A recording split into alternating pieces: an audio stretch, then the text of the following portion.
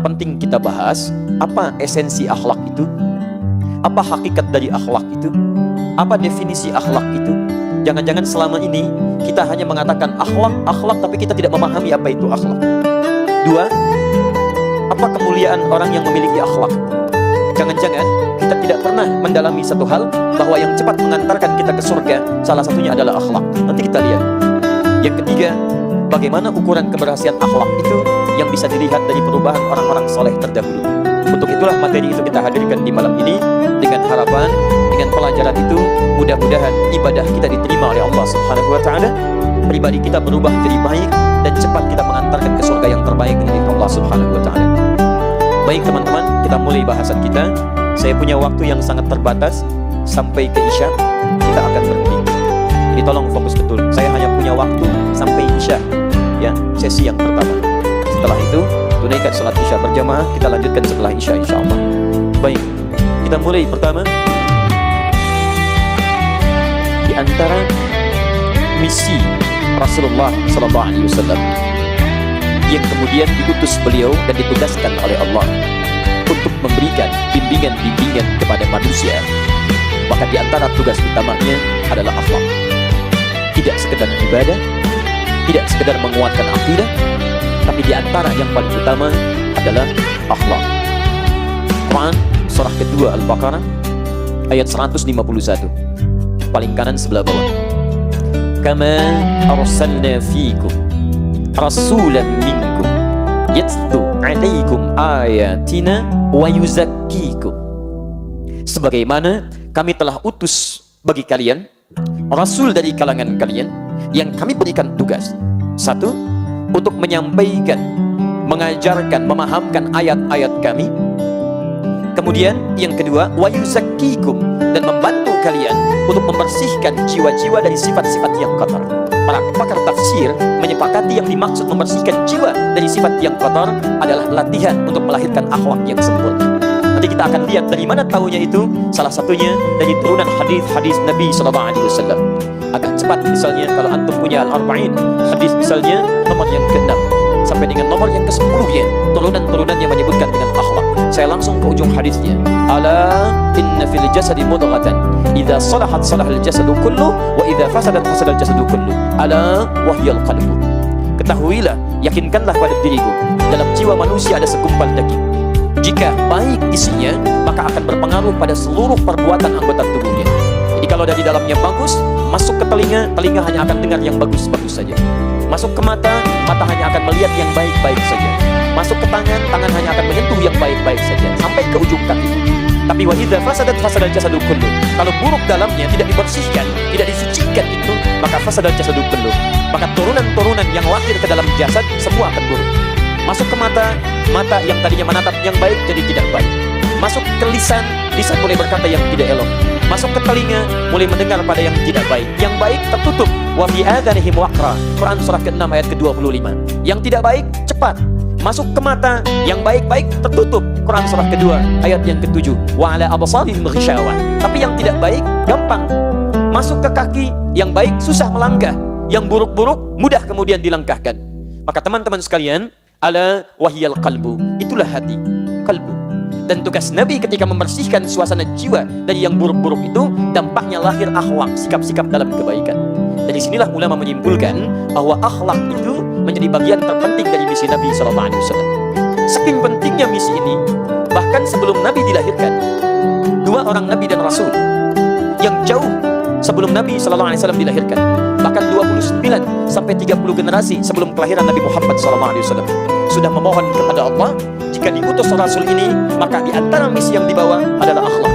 Quran surah kedua Al-Baqarah ayat 129, paling kiri sebelah atas, agak sedikit depan lagi.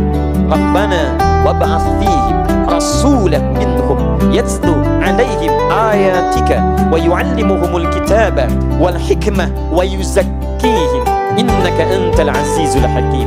Nabi Ibrahim, Nabi Ismail selesai menuntaskan tugas dari Allah, meninggikan bangunan Ka'bah yang sempat runtuh atasnya pada zaman Nabi Nuh alaihi salam, kemudian berdoa di samping Ka'bah.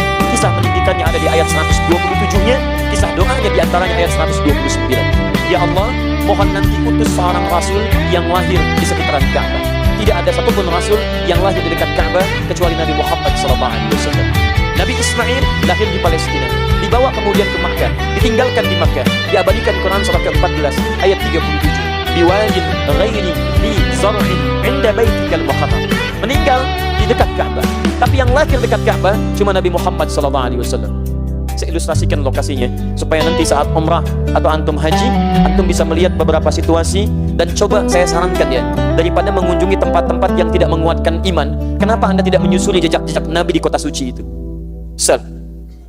Para sejarawan menunjukkan, saya mulai petanya misal dari sini. Kalau ini ada Grand Zamzam, maaf, ini kelihatan?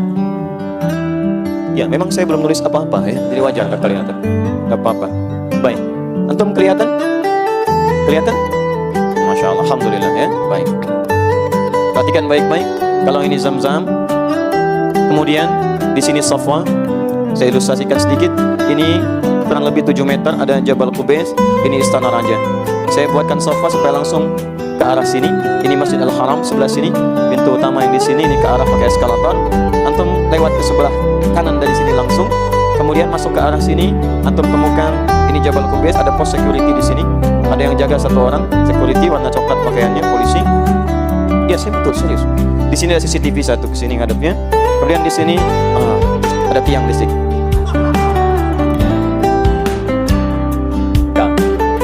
Sudah, betul ya.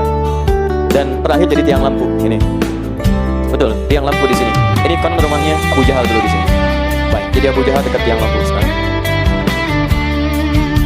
Jangan berbuat yang mungkar, awas. Kita sedang, ini nyata, ini keterangan sejarawan, saya cuma melukiskan kembali. Kemudian ke sebelah sini, teman-teman sekalian, ini kurang lebih ada 100 meter, ini tempat ngambil air Zam-Zam yang menggunakan jerigen. Jadi kalau Anda kehausan atau ingin bawa Zam-Zam agak banyak ke hotel, antum jangan ngambil dekat-dekat masjid. Di sebelah sini, di sini ada keran-keran, tinggal antum pasangkan selangnya, beli jerigen, di sini dijual sekitar 5 rial yang kecil-kecil. Antum masukkan ke situ, bawa kemudian ke hotel. Ini lebih banyak persediaannya. Di sampingnya persis di sini ada Al-Maktabah Qadimah, perpustakaan yang sekarang disebut dengan museum lama. Warnanya kalau kita lihat di sini krem ya. Antum temukan bangunan ini diduga sebagai tempat dilahirkannya Nabi SAW. Tarik garis lurus ke sini. Ya, ini ada bukit di sini, terbit matahari dari sini, kalau bersinar arahnya sinarnya ke sini langsung. Ya, kami pernah ambil sinarnya ke sini, kemudian ke pelataran haram, turun ke sini, ini masuk ada eskalator di sini, sini ada tangga, ini ada 2 penjaga, ini kursi warna coklat, kursi warna merah di sini. Yang di sini jaga pakai jubah warna putih. Turun ke sini, ini pintu Babus Salam namanya. Dari Babus Salam antum masuk, ini sunnahnya dari sini ketika akan tawaf. Karena tembus dari sini langsung ke sofa, langsung ke Ka'bah. Ka'bahnya posisinya Hajar Aswad di sini. Lihat baik-baik. Nabi Ibrahim, Nabi Ismail alaihi wassalam berdoa kepada Allah, moga dilahirkan seorang rasul yang lahir dekat Ka'bah. Tidak ada satupun nabi dan rasul lahir dekat Ka'bah kecuali Nabi Muhammad SAW. Dan setelah beliau meninggikan bangunan Ka'bah itu, berdoa langsung di samping Ka'bah, bukan sekedar mengharapkan Nabi lahir, tapi menunjuk langsung misi-misi kerasulannya. Di antaranya akhlak wa yuzakkihim. Kapan doa itu dipanjatkan? 29 generasi sebelum kelahiran Nabi Muhammad SAW. Sampai ke Nabi Ismail. Muhammad SAW bin Abdullah, bin Abdul Muttalib, bin Hashim, bin Abdul Manaf, bin Qusay, bin Murrah, bin Kilab, bin Ka'ab, bin Ghanib, bin Fihr, bin Malik, bin Nadar, bin Kinana, bin Khuzaimah, bin Mudrika, bin Ilyas alaihi salam, bin Nizar, bin Mudar, bin Ma'ad, bin Adnan, bin Addi, bin Adri, bin Muqawwam, bin Nahur, bin Tarikh, bin Ya'rub, bin Yasjub, bin Nabit, bin Ismail alaihi salam, bin Ibrahim alaihi salam. 30 generasi sampai Nabi Ibrahim alaihi salam. Anda bisa bayangkan, kalau akhlak tidak penting, mustahil 2 nabi ini mendoakannya. Kalau tidak penting. Dan kalaulah itu kemudian sekalipun didoakan 2 nabi dan bukan menjadi misi utama, mustahil Allah mengabulkannya. Dan hebatnya 4 dimohonkan, 5 yang dikabulkan. Mintanya 4, yatslu alaihim ayatika 1, wa yu'allimukumul kitab 2, wa yu'allimukumul kitab wal hikmah 3, wa yuzakkihim 4, innaka antal azizul hakim. 4 permintaan dikabulkan jadi 5. Kama arsalna fikum rasulan minkum, sebagaimana kami telah utus sekarang seorang rasul dari kalangan kalian. Dikabulkan pada masa Nabi Muhammad SAW. Yatslu alaikum ayatina 1, wa yuzakkikum 2, wa yu'allimukumul kitaba 3, wal hikmah 4, wa yu'allimukum ma lam takunu ta'lamun 5. Keutamaan Nabi Muhammad SAW. Nabi berdoa 4, dikabulkan 5. Nabi Musa, antum kenal Nabi Musa?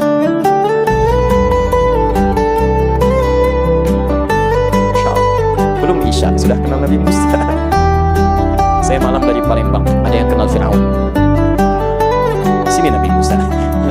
Baik, teman-teman, Nabi Musa akan datang ke Fir'aun. Saya ingin menunjukkan kemuliaan Nabi Muhammad SAW yang diisyaratkan dalam Al-Quran. Nabi Musa mau datang ke Fir'aun, itu berdoa dulu kepada Allah supaya minta diberikan kelapangan jiwa. Maka bermohon, Rabbi syrahli sadri wa yassir li amri wahlul 'uqdatan min lisani yafqahu qawli. Rabbi syrahli sadri. Sadar Fir'aun bukan cuma jahat, tapi kata-katanya itu begitu menikam. Jadi kalau keluar kata-kata, kalau orang biasa itu bukan cuma bertaruh dengan ketegangan, tapi bisa kehilangan nyawa. Saya tidak suka dengan kata ini. Tolong pisahkan kepala pribadi. Contoh, Mas. Contoh. Jadi bukan nyuruh nyukur, Pak, suruh dipisahin kepalanya. Bersyukur antum tidak hidup di zaman Fir'aun itu. Ya, dipisahkan. Nah, ini kalau kalimat-kalimat Fir'aun datang Musa sampai mencela, kalau Musanya tidak sabar, itu bisa bahaya. Cukup bagi Nabi Musa berdoa kepada Allah dan dikabulkan doanya. Ya Allah, ini manusia paling menyebalkan semuka bumi, tolong wafatkan sekarang juga. Wafatkan, begitu minta diwafatkan, selesai dakwah. Cuman tidak ada contoh bagi kita sampai hari ini tentang orang durhaka yang paling dahsyat di muka bumi. Teman-teman sekalian, karena itulah Nabi Musa bermohon kepada Allah supaya hatinya dilapangkan. Rabbi syrahli sadri wa yassir li amri. Nabi Musa meminta, Allah mengabulkan. Nabi Muhammad SAW tidak meminta, Allah langsung memberikan. Nabi Musa minta Rabbi syrahli sadri. Nabi Muhammad, alam nashrah laka sadrak. Rabbi syrahli sadri, alam nashrah laka sadrak. Nabi Musa minta wa yassir li amri, mudahkan urusanku. Nabi Muhammad SAW, wa nuyassiruka lil yusra. Maka kami akan bimbing engkau semudah-mudahnya dalam jalan dakwah. Musa dilempar dengan kata-kata oleh Fir'aun, memohon kepada Allah. Nabi Muhammad dilempar dengan batu oleh orang Taif, masih berdoa kepada Allah. Doanya bukan minta azab. Ya Rabb, ilahi, ila man takiluni, la ila qaribin yu'thini, am ila ba'idin yu'minun. Fa ana radin ya Rabb, ma lam taghdab ilayya, la hawla wa la quwwata illa billah. Ya Rabb, saya tidak tahu setelah ini kemana lagi kau antar-antarkan aku menyampaikan risalah. Akankah ke tempat yang dekat dan aku akan dilempari lagi, atau ke tempat yang jauh dan aku kemudian akan disakiti kembali? Saya ridha dengan itu semua ya Rabb. Saya menerima sepanjang engkau tidak marah kepada saya. La haula wa la quwwata illa billah. Dan memohon kepada Allah, mohon jangan menghukum penduduk Taif ya Rabb. Dan saya mohon keluarkan nanti dari Taif ini pria-pria, wanita-wanita, pemuda-pemuda, anak-anak yang beriman kepadamu ya Rabbal Alamin, mengucapkan asyhadu an la ilaha illallah wa asyhadu anna Muhammadar Rasulullah. Muhammad SAW, kemuliaannya diisyaratkan oleh Al-Quran, misinya disebutkan oleh dua nabi, dan akhlaknya dimintakan oleh dua nabi sekaligus untuk dibawa disampaikan pada umatnya. Kalau akhlak tidak penting, mustahil dua nabi memohonkannya. Kalau akhlak tidak penting, mustahil Allah mengabulkannya. Dan kalau akhlak tidak penting, mustahil urutannya bisa ditukar. Nabi Ibrahim, Nabi Ismail minta akhlak urutan nomor 4. Setelah Al-Quran, kemudian hadis, kemudian hikmah, kemudian akhlak. Tapi Allah berkehendak lain, dikabulkan akhlak menempati urutan nomor 2 setelah Al-Quran. Kama arsalna fiikum rasulan minkum yatlu alaikum ayatina Al-Quran wa yuzakkikum akhlak. Teman-teman sekalian, ini menunjukkan ada keistimewaan dalam akhlak. 1. 2. Apa pentingnya akhlak itu? Dengan itu semua banyak dilukiskan esensinya dalam Al-Quran. Ternyata 1, maaf, mohon izin, disebutkan dalam isyarat Nabi SAW bahwa akhlak diantara keutamaannya. Al-Bukhari, nomor hadis 3549. Perhatikan baik-baik kalimatnya. Inna min ahabbakum ilayya ahsanukum khuluqa. Sungguh, diantara yang paling dicintai olehku di antara kalian umatku adalah orang yang terbaik akhlaknya. 1. Akhlak disebut oleh Nabi SAW di antara ciri umat yang sangat dicintai oleh Nabi SAW. Keistimewaan akhlak dapat meraih cinta Nabi. Sudah pasti orang yang dicintai oleh Nabi SAW pasti dicintai oleh Allah Subhanahu Wa Taala. Jika dia mengikuti isyarat dan tuntunan Nabi SAW, itu syarat utamanya. Dalilnya Quran surah ketiga ayat 31, paling kiri sebelah atas. Qul in kuntum tuhibbunallaha fattabi'uni. Katakan Muhammad, jika kalian serius mencintai Allah, maka buktikan cinta itu dengan mengikuti aku. Ikuti tuntunan Nabi. Siapa yang paling baik disifati oleh Nabi dalam mengikuti tuntunan Nabi? Kata Nabi, ahsanukum khuluqa, yang paling baik akhlaknya. Jadi Anda kalau merasa pengikut Nabi, merasa mencintai Nabi, merasa mengikuti sunnah Nabi, tidak sekedar mengikuti Nabi dalam ibadahnya, sholatnya ikut Nabi, puasanya ikut Nabi, baca Al-Qurannya ikut Nabi, tapi akhlaknya jauh dari Nabi SAW, Anda tidak mendapatkan cinta Nabi SAW. Jika seseorang mengikuti Nabi, mendapatkan cinta Nabi, maka apa kata Al-Quran? Yuhibbukumullah, maka Allah akan cintai Anda. Satu, mendapatkan cinta Nabi sekaligus mendapatkan cinta Allah Subhanahu wa Ta'ala. Dua, Masya Allah, antum dicintai pasangan hidup saja senangnya luar biasa. Kenapa antum tidak mengharapkan dicintai Rasulullah SAW? Suami dicintai istrinya, bahagia. Anak dicintai orang tuanya, bahagia. Orang tua dicintai anaknya, gembira. Kenapa antum tidak merasa ingin dicintai oleh Rasulullah SAW yang memikirkan antum dengan segenap jiwa dan raganya? Dan cinta, ingat, itu butuh pembuktian. Antum mencintai pasangan antum, mesti ada bukti. Sayang, namamu selalu tertulis di hatiku. Masya Allah. Maaf akhi, jangan tulis di hatimu, tulis di buku nikah. Bukti. Jadi kalau cuma bicara tidak ada pembuktian dalam pernikahan, itu bukan cinta hakikat sesungguhnya. Kata orang itu cinta monyet. Salah, karena monyet pun tidak pernah melakukan itu. Jangan karena antum berbuat hewan yang disalahkan.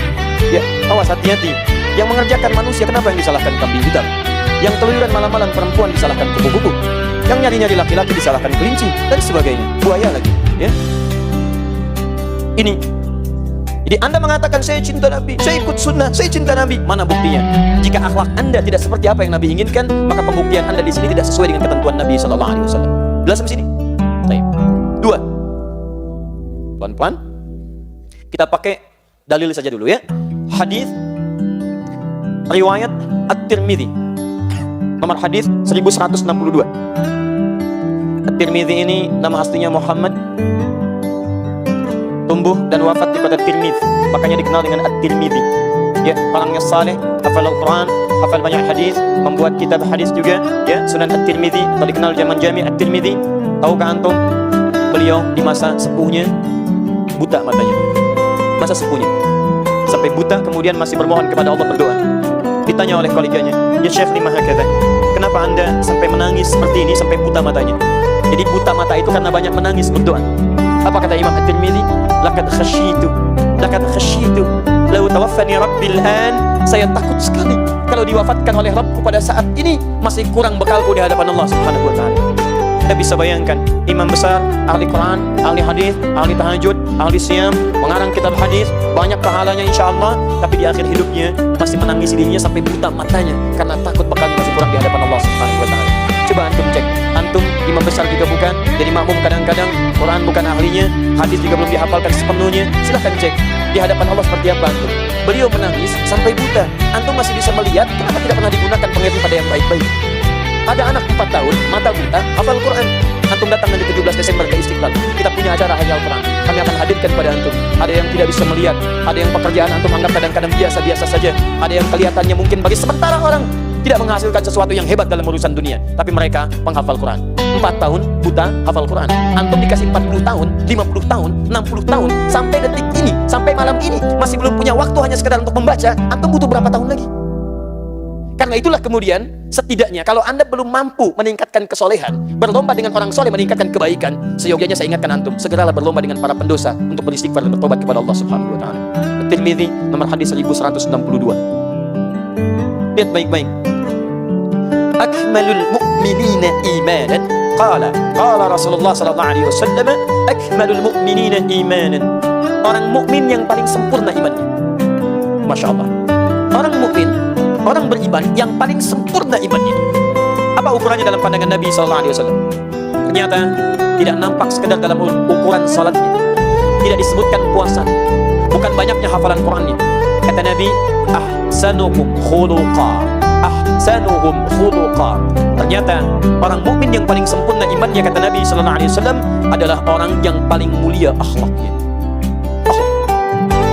Akhlak menunjukkan sempurna iman. Masya Allah. Jadi kalau antum salatnya bagus, bacaannya bagus, hafalan Qurannya banyak, tapi maaf, sisi yang ini kemudian kosong, maka di situ menunjukkan imannya masih belum sempurna dalam ukuran Nabi SAW. Hadis Muslim, nomor hadis 5611. Maaf, ini hadis yang populer tentang muflis. Yati yaumal qiyamati bi salatin, datang orang di hari kiamat dengan pahala salat yang banyak, wa siyamin, puasanya rajin, wa zakatin, zakatnya tidak tertunda. Maaf, wa yati qad syatama hadza, cuman sayang dia pun membawa banyak dosa, pernah mencaci si fulan. Wa qadhafa hadza, senangnya menuduh si fulan. Wa akala mala hadza, mengambil hak orang lain tanpa dibenarkan. Wa daraba hadza, senangnya berselisih, kadang-kadang secara fisik. Wa safaka dama hadza, bahkan ada yang menumpahkan darah, menyebutkan nama Allah di dalamnya. Tembak orang, bunuh orang, pukul orang, sebutkan nama Allah di dalamnya. Allahu akbar. Apa yang terjadi? Perhatikan baik-baik. Tukhadhu hadza min hasanatihi wa hadza min hasanatihi. Kalau ada orang berbuat kebaikan, dia salat, kemudian setelah itu dia mencela orang lain, maka pahala salatnya dipindahkan langsung pada yang dicelanya. Seketika. Saya tidak, Ustaz. Alhamdulillah, tidak seperti itu tuh yang di luar tuh. Sama. Pindah. Tukhadhu hadza min hasanati wa hadza min hasanati. Diambil terus. Fa in faniyat hasanatuhu, kalau habis keburukannya, habis kebaikannya yang ini, kemudian tersisa keburukannya. Di kebaikan modal sudah tidak ada, keburukan masih ada. Contoh, pernah berdusta pada orang lain misal, maka apa kemudian yang terjadi? Diambil keburukan dosa orang tadi, ditimpakan kepadanya. Faturi hafidhah, maka dilemparkan ke dalam neraka. Karena itu selalu ketakwaan dalam pengertian ibadah ritual akan bersanding kebaikan takwa dalam wujud ibadah-ibadah berbentuk akhlak. Teman-teman, hadis riwayat Muslim ditemukan juga kemudian di At-Tirmidzi, disalin lagi kemudian di Al-Arba'in An-Nawawiyah. Di At-Tirmidzi nomor hadis 1987, di Al-Arba'in nomor hadis yang ke-18. Di situ kemudian disebutkan an Jundub bin Junadati wa an Mu'adz ibn Jabal radhiyallahu ta'ala anhuma qala, hadis riwayat Jundub bin Junadah, nama samarannya atau laqabnya Abu Dzar Al-Ghifari. Juga dari riwayat Mu'adz bin Jabal radhiyallahu ta'ala anhuma, keduanya berkata, qala Rasulullah sallallahu alaihi wasallam, Rasulullah sallallahu alaihi wasallam pernah bersabda, ittaqillaha haitsu ma kunt, bertakwalah kepada Allah Subhanahu wa taala dimanapun Anda berada. Perhatikan baik-baik. Kalimat takwa setidaknya disebutkan dalam Al-Qur'an sebanyak 115 kali. Kadang disebutkan menunjuk pada ibadah ritual. Salat disebut bagian dari takwa. Quran surah kedua ayat 2 sampai 3. Dzalikal kitabu la raiba fi hudan lil muttaqin. Siapa orang takwa di situ? Ayat 3-nya. Alladzina yu'minuna bil ghaib wa yuqimunas shalah. Tapi juga takwa disebutkan terkait dengan akhlak. Ittaqillaha haitsu ma kunta. Bertakwalah kepada Allah dimanapun Anda berada. Wa atbi'is sayyi'atal hasanata tamhuha, dan ikuti keburukan dengan kebaikan, maka kebaikan itu akan menghapus keburukan yang dikerjakan. Apa rahasianya? Teman-teman, yang terakhir, wa khaliqin nasa bi khuluqin hasanin, dan berakhlaklah pada manusia dengan akhlak yang mulia. Akhlak disebut bagian dari takwa di situ. Saya akan buka rahasia kepada Anda. Ternyata periwayat hadis ini, salah satu di antara keduanya asalnya adalah perampok, akhlaknya buruk, luar biasa jahatnya. Tapi setelah belajar dari Nabi, bisa berubah. Siapa dia? Bagaimana perubahannya saat dia hijrah? Kita akan lanjutkan setelah menunaikan salat Isya berjamaah insyaallah. Subhanakallahumma bihamdika asyhadu an la ilaha illa anta astaghfiruka wa atubu ilaik. Wa akhiru da'wana alhamdulillahi rabbil alamin. Wa'fu minkum. Assalamualaikum warahmatullahi wabarakatuh.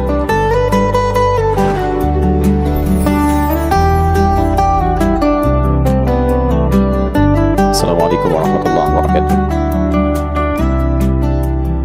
Alhamdulillah, wassalatu wassalamu ala Rasulillah wa ala alihi wa sahbihi wa man wala, wa ba'd. Fa ya ibadallah, usi nafsi wa iyyakum bi taqwallahi faqad faza al-muttaqun. Fala tamutunna illa wa antum muslimun. Saudara-saudariku dan pemirsa Akhir TV dimanapun Anda berada, alhamdulillah kita telah menunaikan salat Isya berjamaah waktu Indonesia bagian barat langsung dari Bandung. Kita memohon pada Allah Subhanahu wa taala semoga salat yang telah kita tunaikan diterima oleh Allah Subhanahu wa taala dengan penerimaan terbaik. Demikian pemirsa dimanapun Anda berada, semoga di antara kita semua yang juga belum menunaikan salat Isya dilembutkan hatinya oleh Allah Subhanahu wa taala, diringankan langkahnya untuk menunaikan salat Isya berjamaah insyaallah. Teman-teman sekalian, kita coba lanjutkan, dan saya hanya bisa menghimbau pada teman-teman untuk bisa menyesuaikan tempat sehingga bisa saling memberikan kenyamanan. Jika memang masih ada space-nya, maka dipersilahkan untuk duduk dan meluaskan dengan baik. Jika tidak memungkinkan, maka mohon bisa menyesuaikan tempat dalam keadaan terbaik insyaallah. Apa yang bisa saya berikan, silahkan sampaikan. Saya usahakan sebaik yang bisa saya maksimalkan. Ya, tadi saya tanya, kalau kemudian butuh air, antum sampaikan, ambil aja dulu, nanti teman-teman panitia bagikan kalau memang diperlukan. Nanti biar saya aja yang nanggung untuk itunya, untuk pembayarannya. Antum yang penting antum hadir, bisa belajar dengan baik ya. Saya kesini tidak datang mencari sesuatu. Saya hanya banyak tugas menyampaikan titipan dari Allah, yang dengan itu kita bersama-sama berubah jadi baik insyaallah. Baik, kita lanjutkan. Akhlak menempati posisi penting dalam misi Nabi SAW sebagai seorang Rasul tidak hanya memberikan penegasan bahwa dengan akhlak itu kita bisa meraih cinta Nabi sekaligus cinta yang utama dari Allah Subhanahu wa Ta'ala. Dengan akhlak itu juga menjadi indikator tingkat kesempurnaan iman kita di hadapan Allah Subhanahu wa Ta'ala. Dan dengan akhlak itu ternyata itu pun menjadi indikator ketakwaan seorang hamba di hadapan Allah Subhanahu wa Ta'ala. Karena ketika Allah menyebutkan kalimat takwa dalam Al-Quran juga terkorelasi dengan penjabaran akhlak dalam berkarakter di kehidupan. Quran surah ketiga Ali Imran ayat 133 sampai 134 paling kanan sebelah atas, ketika Allah menyebutkan orang takwa di sini, wasari'u ila maghfiratin min rabbikum wa jannatin 'arduha as-samawati wal ardu u'iddat lil muttaqin. Bergegaslah Anda untuk memohon ampunan kepada Allah, evaluasi diri, segera berubah, dan dambakanlah setidaknya bisa meraih surga di akhirat kelak yang kami siapkan, kata Allah, seluas langit dan bumi untuk orang takwa. Siapa orang takwa di sini? Ternyata yang disebutkan bukan aspek pertama dalam bentuk ibadah ritual, tapi ternyata akhlak. Alladzina yunfiquna fis sarra'i wad dharra, akhlak berbagi dengan sesama. Wal kadhiminal ghaidha, akhlak yang sanggup menahan amarah. Wal 'afina 'anil nas, kekuatan akhlak yang sanggup memaafkan kesalahan orang lain dengan cara yang wajar. Wallahu yuhibbul muhsinin, kekuatan akhlak yang menampilkan kebaikan-kebaikan dan kemuliaan dalam hidup. Ternyata yang menjadikan kita menjejak pintu surga seluas langit dan bumi, salah satunya takwa, nilainya kekuatan akhlak.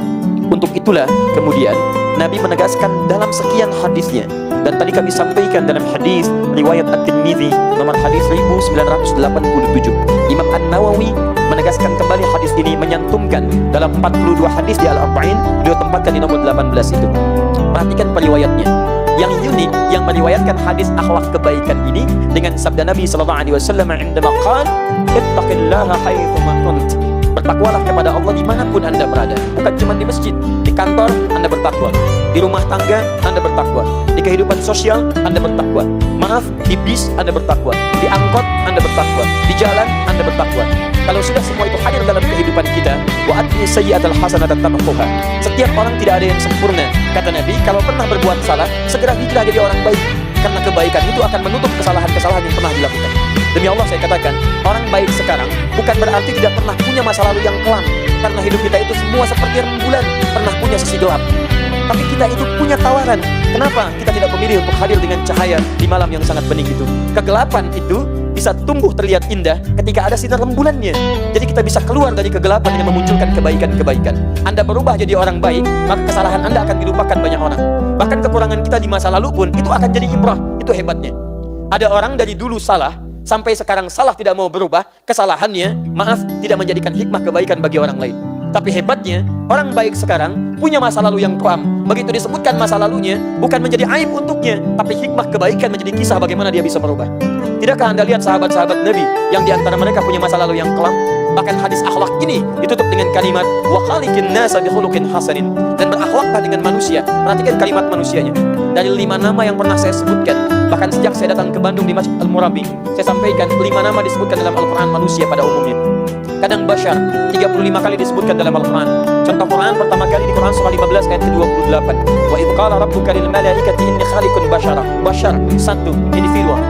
2 ins, seringkali disandingkan dengan jin dalam Al-Quran. Pasangan ini disebutkan setidaknya 18 kali di Quran. Ya ma'syaral jinni wal ins wa ma khalaqtul jinna wal ins. Tunggal masih. Insan disebutkan 65 kali dalam Al-Quran. 63 ayat berbeda di 43 surah yang tidak sama. Bahkan surahnya disebutkan dengan namanya, surah ke-76. Al-Insan, hal ata 'alal insan Ar-Rahman 'allama al-Quran khalaqal insan.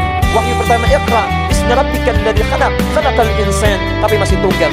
Teman-teman, 4 Bani Adam menunjuk pada asal mula keturunannya. 7 kali disebutkan dalam Al-Quran. Bisa Al-Quran surah 7 ayat 31 itu. Ya Bani Adam, khudhu zinatakum 'inda kulli masjid. Menunjuk bahwa semua manusia berasal dari kakek moyang yang sama, Adam alaihi salam. Tapi di sini ketika Anda diminta berakhlak kepada manusia, tidak disebutkan bashar, bukan disebutkan ins, tidak disebutkan insan, tidak menyebutkan asal moyang Bani Adam, tapi maaf, disebutkan yang kelima, nas. 241 kali disebutkan dalam Al-Quran.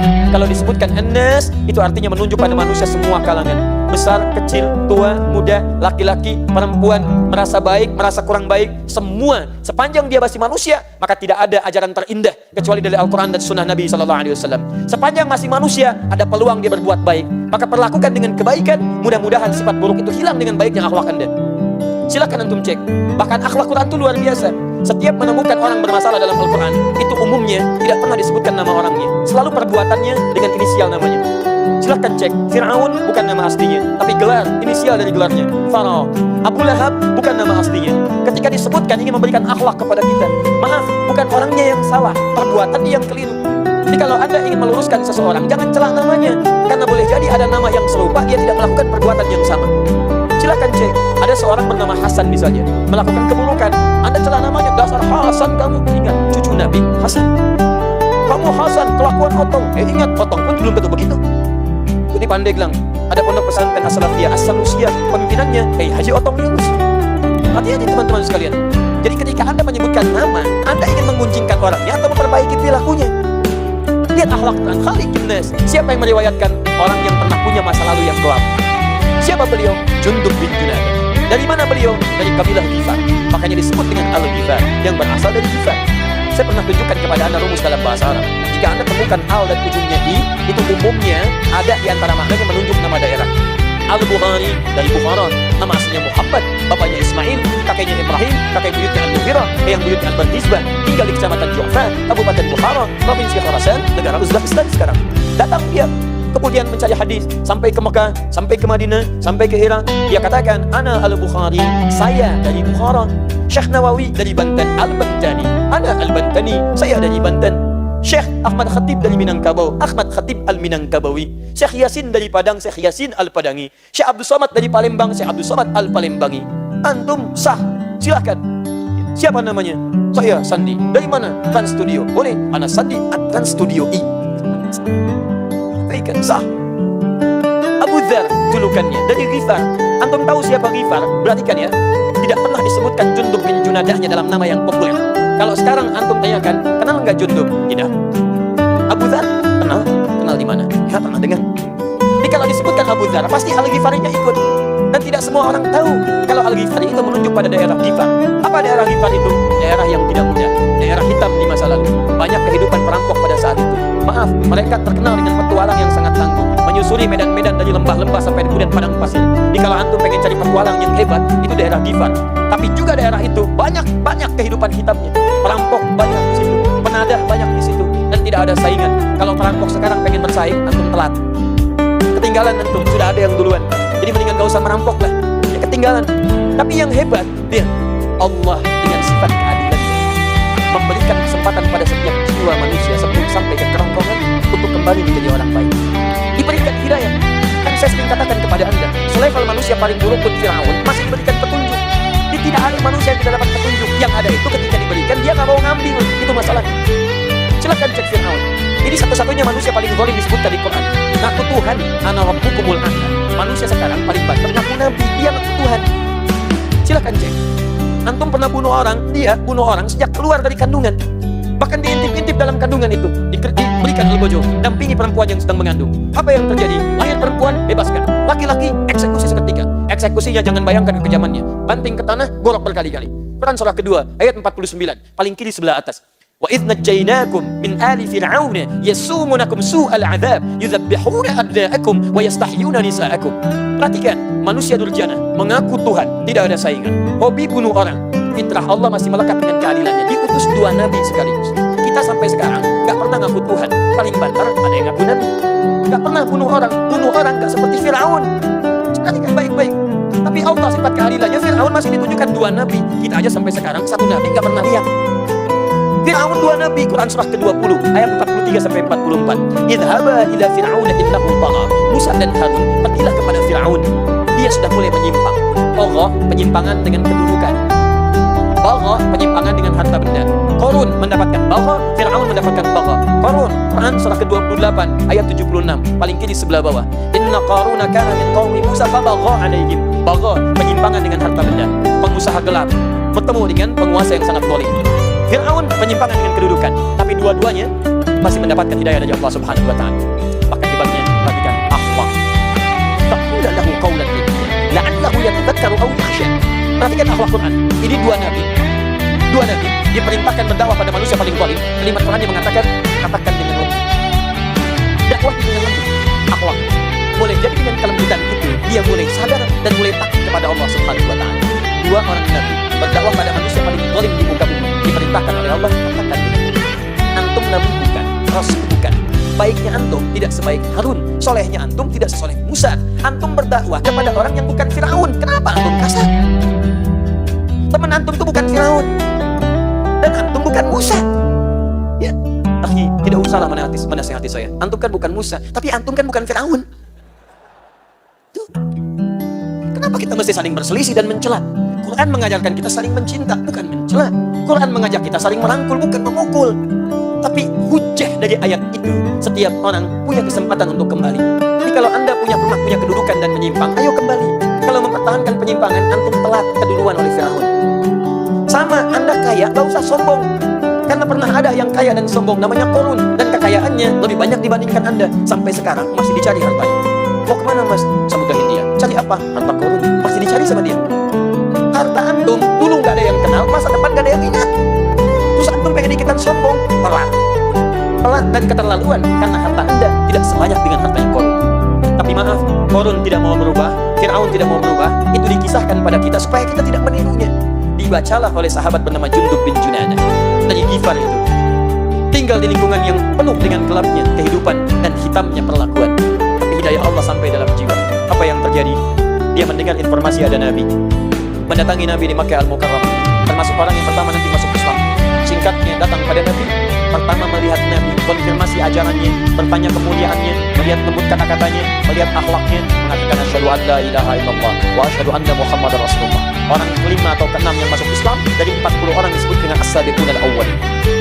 Kata beliau, apa perintahmu ya Rasulullah? Kata Nabi, kembali ke Ghifar sampai tiba perintahku nanti di Ghifar. Kata Jundub bin Junadah, tabiatnya muncul, kerasnya muncul, tapi kerasnya berubah jadi ketegasan. Kata Jundub bin Junadah yang saat itu berubah jadi Abu Dzar Al-Ghifari, wallahi alladzi nafsi biyadi, demi Allah, bima makna, yang jiwaku berada di tangannya, ya Rasulullah, saya tidak akan kembali ke Ghifar sampai saya mengatakan kalimat syahadat di depan Ka'bah.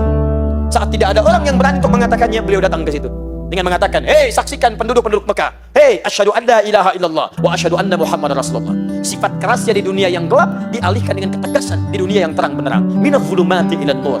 Allah kalau sudah bimbing seseorang menjadi wali orang beriman, maka dikeluarkan dari kegelapan pada kebaikan. Quran surah kedua ayat 257 paling kanan sebelah atas.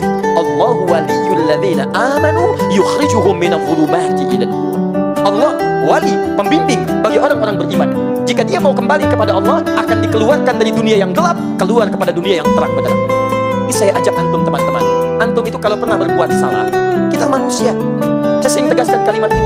Dulu sahabat Nabi pernah salah, tapi ada peluang untuk kembali. Ayo kita hijrah jadi lebih baik dalam pandangan Allah Subhanahu wa taala. Biasanya prosesnya tidak mudah.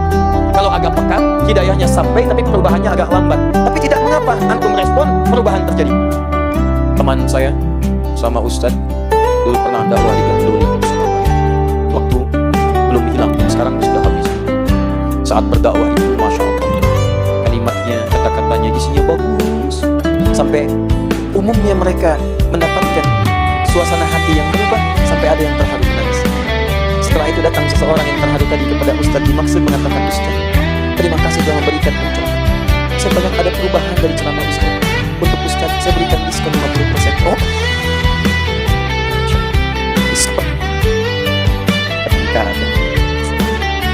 ini perubahannya ada. Cuman kalau terlampau banyak keburukan dikerjakan, kadang-kadang butuh proses. Dah balik ke sini. Tapi artinya jiwa kebaikannya masih ada. Setiap kita itu bisa berubah. Maaf teman-teman yang perempuan pernah terjebak dalam hal-hal yang buruk. Ayo teman-teman, mau di Perancis, mau di Alexis, mau di mana-mana, ayo kita ajak. Barangkali itu jalan dari Allah. Kalau Allah tidak sayang, nggak akan ada itu yang demikian. Tapi saking sayangnya Allah, dikirimkan seorang muslim hanya dengan selembar surat, ditutup itu semua. Itu tanda dari Allah, sinyal. Saya tunjukkan pada anda, Allah masih mencintai anda. Makanya ditutup peluang itu. Tidakkah anda pernah dengar ada kisah seorang perempuan demikian? Kemudian dia bertobat setelah melihat anjing kehausan. Kemudian dia berikan air. Setelah dia berikan air dengan penuh ketulusannya, dia melihat anjing itu berubah. Anjing saja yang najis, anjing saja yang hina mendapatkan air, berubah semangatnya. Kenapa saya yang tidak sehina anjing kemudian tidak berubah jadi lebih baik? Bertobat dia di hadapan Allah, kembali pada kebaikan, memberikan dengan keikhlasan, maka dakhalal jannah, masuk surga. Anda masih punya kesempatan kemaslahatan. Allah sentuh Anda dengan nuansa kebaikan. Kalau sinyal itu tidak ditangkap, maka tidak sulit kemudian kita dan tidak mudah akan menemukan jalan-jalan untuk kembali lagi. Karena itu, mari kita kembalikan teman-teman sekalian, akhlak, ukurannya dan keistimewaannya bisa menunjukkan indikasi iman dan juga menunjukkan tingkat ketakwaan seseorang. Sekarang persoalannya, satu, apa itu takwa? Dan yang kedua, bagaimana kemudian kita bertakwa? Dan yang ketiga, apa indikasi keberhasilan takwa kita setelah berusaha meningkatkan? Inilah inti pembahasan materi kita. Ini sampai di sini kita baru mukadimah, ya. Kita mulai bahasan. Sabar. Sampai jam berapa kita? Masya Allah. 11 dulu ya, silakan. Sampai jam 11 boleh. Saya jam 9 pulang. Saya mau ke Kota Baru. Saya baru landing dari Palembang tadi pagi ya, langsung ke Soreang. Masya Allah. Dari Soreang langsung ke sini. Nanti besok kita fikir di Kota Baru Parahyangan. Antum mau itikaf di sini nggak apa-apa. Saya pulang jam 9. Baik. Teruskan dulu sebentar. Alhamdulillah malam ini ada kebaikan. Saya tadi di lift bersamaan, ada yang dari Makassar juga terbang ke sini, bergabung dengan kita pada hari ini. Coba nanti dicek ya, teman-teman panitia. Satu orang tadi bertemu saya di lift, temukan temannya, saya ganti tiketnya sampai pulang insya Allah. Bismillah, kita teruskan. Yang dari Cimahi nggak pakai tiket, pulang aja ya. pulang ya. Baik. Ketua DKM mohon maaf ya. Baik. Teruskan. Satu, apa itu akhlak? Bismillah. Akhlak secara singkat adalah kemuliaan atau sikap baik yang dilahirkan dari proses ibadah. Kemuliaan atau sikap baik yang dilahirkan dari proses ibadah. Kata Imam Al-Ghazali, kalau latihan ibadah ini jadi baik dan semangatnya meningkat, maka akhlak yang muncul dalam jiwa itu seperti otomatis nantinya. Nanti saya berikan contoh. Baik, saya teruskan dulu. Jadi akhlak, definisi atau pengertiannya adalah kemuliaan atau sikap baik yang lahir dari proses ibadah. Pengertian ini penting saya batasi untuk membedakan akhlak dengan adab. Kalau adab, itu kemuliaan, sikap baik yang lahir dari proses pendidikan atau pengajaran. Diajarkan bisa punya adab. Orang punya adab belum tentu punya akhlak, tapi orang punya akhlak pasti punya adab. Tolong catat baik-baik ya. Orang yang belajar akan dapat adab, tapi kalau tidak ibadah, tidak mungkin dapat akhlak. Contoh, maaf, jangankan orang beriman, yang tidak beriman pun berpeluang punya adab. Di Amerika bisa beradab, di Jepang bisa beradab, bahkan mungkin lebih beradab dibandingkan beberapa tempat yang di situ banyak muslimnya. Disiplin bagian dari adab, kerja keras bagian dari adab, kejujuran bagian dari adab. Silahkan cek, antum ke Jepang begitu disiplin, naik kereta datang lebih cepat 20 detik, harusnya bahagia. Perusahaannya minta maaf pak, kami datang kecepatan katanya 20 detik. Padahal antum dari Bandung ke Jakarta targetnya jam 7, ternyata jam 7 nyampe kurang 20 detik. Antum bahagia, alhamdulillah tiba lebih cepat. Jepang tidak, minta maaf, kok bisa lebih cepat, harusnya pas. Jujur jangan ditanya, maaf, dedikasi jangan dipersoalkan, disiplin nomor 1. Tapi yang mabuk jangan juga ditanya. Banyak. Pornografi nyebar, porno aksi ada, dan hebatnya tingkat bunuh dirinya jangan dibandingkan dengan yang lain. Mohon maaf, 1 tahun itu bisa 30.000 orang. 1 hari artinya 100 orang bisa bunuh diri. Perhatikan, adab tidak bisa menampilkan akhlak. Mabuk masih, zina masih ada, bunuh diri iya. Bahkan saya pernah kisahkan ini beberapa kali. Kami pernah diajak lewat satu tempat yang di tempat itu ya setiap hari itu hampir 5 orang ditemukan, 5 nyawa kehilangan di sini setiap hari. Saya pernah dibawa ke Gunma, kata teman kami, Ustaz, ini masih mendingan, ada tempat lagi tapi di luar Jepang. Tempat itu, wah, Allahu Akbar, bunuh dirinya nggak teratur. Orang Bandung bilang kabalatak. Betul, ya kabalatak betul. Jadi mohon maaf, ingin bunuh diri di mana saja, ini pengen lakukan, sampai Pemdanya konselnya bikin lokalisasi bunuh diri. Betul, jamnya diatur, betul, jam 9 sampai jam 12. Antum datang jam 8 ke pagian, datang jam 1 besok pagi. Lokalisasi. Ya, jadi ini betul, kawan kami sendiri yang cerita, saya tidak mengarang situasi. Jadi dia cerita pernah suatu ketika begitu akan ada bunuh diri, bertemu dengan seorang muslim di situ. Ya, terus dia bertanya, mau kemana? Bunuh diri. Jam berapa? 10. Masya 10. Jam 10. Tanya, apa yang terjadi? Kata dia, ini masih belum waktunya, ikut saya dulu. Takut terlambat, Masya Allah. Luar biasa lah. Baik, saya akan ganti kalau terlambat kerugiannya. Baik, kata orang ini, perhatikan, nyawa bisa ditukar tuh dengan materi. Orang kalau sudah demikian tuh kadang-kadang nggak mikir. 2000 menghilangkan nyawa, sekian menghilangkan nyawa, Allahu Akbar, mau ditukar, diajak kemana? Masjid. Begitu ke masjid, Masya Allah, itu fitrahnya sampai sekarang. Quran surah kedua ayat 125, paling kanan di pertengahan. Wa idh ja'alna al-baita mathabatan lin-nasi wa amna. Dan ketika kami jadikan, tetapkan masjid, Ka'bah dan area sekitarannya masjid sebagai pusat ibadah manusia dan tempat yang menenteramkan, tenang. Ada jaminan di Quran, masjid itu tempat yang menenangkan. Ka'bah puncaknya. Di Anda segelisah apapun di depan Ka'bah bisa tenang, bahkan tiba-tiba menangis. Apalagi kemudian Anda menyebar ke masjid, gak percaya silakan. Di rumah, masuk rumah, suasana nggak enak, lihat istri makin nggak enak, bisa gitu ya. Wah, beda ketika Anda ke masjid. Begitu melangkah ke masjid, suasananya lain. Gak percaya silakan. Masjid itu begitu masuk, auranya lain, tenang. Salat 2 rakaat, duduk di bawah naungan AC. Wah, saking tenang. Orang tadi diajak ke masjid, jangankan orang beriman, yang belum punya iman ikutan kena bagiannya. Diajak di bagian luar dia, dengar taklim, teman-teman. Apa yang terjadi? Ngantuk, tidur. Begitu tidur terlihat begitu, tidurnya. Nggak tega membangunkan, bangun jam 2. Begitu bangun, yang muslim mengatakan, maafkan saya lihat Anda itu begitu tidurnya. Anda terlambat tidur. Berapa ganti yang harus saya berikan? Kata orang tadi dengan diganti. Saya gak jadi bunuh diri. Kenapa? Saya ingin bunuh diri karena 3 hari 3 malam saya tidak bisa tidur. Entah kenapa di tempat ini bisa tidur. Taib. Maka dijelaskan tentang nilai-nilai Islam, kemuliaan Islam plus dengan tempatnya. Seketika mengucapkan syahadat, kisahnya viral. Kemudian Pemda setempat akhirnya dapat informasi itu, memiliki ide. Sampai kemudian di tempat bunuh diri itu di sampingnya dibikinkan tempat konsultasi.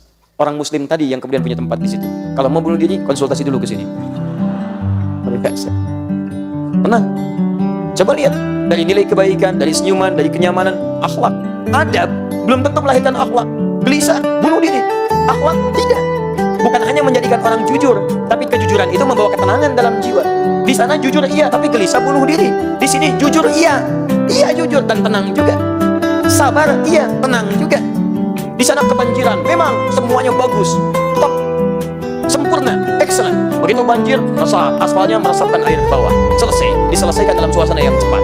Tidak punya sabar, selesai. Kita kebanjiran, anak-anak berenang, biasa aja. Masya Allah, luar biasa. Solusi dicari, tapi tidak gelisah. Masya Allah, saya banjir kemarin tuh, wah luar biasa. Anak-anak tuh, ya banjir, berenang.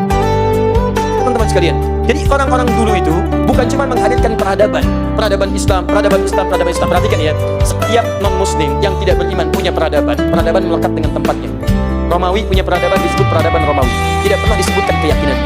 Yunani punya peradaban, disebut peradaban Yunani. Antum ke Turki, masuk ke Efesus, ke sana ada peradaban Yunani, dikalahkan oleh Romawi. Romawi bikin lagi, diganti patung-patung atasnya dengan patung Romawi, dibentangkan di sepanjang perjalanan Mediterania sampai ke Italia, nyebrang ke Tripoli, sampai Subrata, hancur semuanya, tidak tersisa kebaikan-kebaikan. Disebutkan peradaban Romawi, cuman puing-puingnya saja.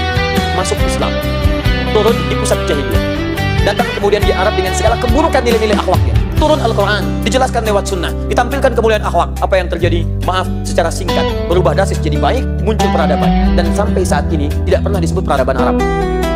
Silakan cek, peradaban Islam di Arab. Dibawa ke Spanyol, peradaban Islam di Andalusia. Dibawa ke Baghdad, peradaban Islam di Baghdad. Islam. Apa yang membuat peradaban itu? Akhlaknya. Begitu muncul adabnya, akhlaknya sudah otomatis hadir dalam kepribadiannya. Bagaimana cara melatihnya? Kita masuk bagian yang kedua. Di teman-teman sekalian, orang dulu itu karena sudah punya akhlak, maka adab jangan ditanya. Jangan ditanya. Makanya saking pentingnya akhlak ini, nanti kita akan lihat di ujung sampai disandingkan dengan nilai-nilai akidah. Saya teruskan dulu ya, nanti saya berikan contoh-contoh terbaiknya. Yuk. Ingat, kita baru bahas akhlaknya, salafus solehnya belum. Iya. Mari kita lihat.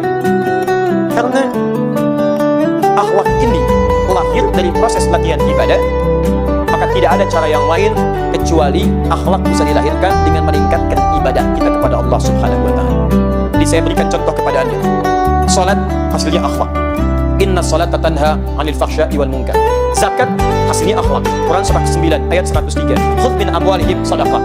Sedekah itu bagian dari akhlak. Dari mana taunya? Disebutkan di Quran surah ketiga ayat 134. Alladzina yunfiquna fis sarai wad dharra. Diberikan pada siapa? Yang berhak menerima. Siapa yang menerimanya? 8 golongan untuk zakat. Quran surah ke-9 ayat ke-60.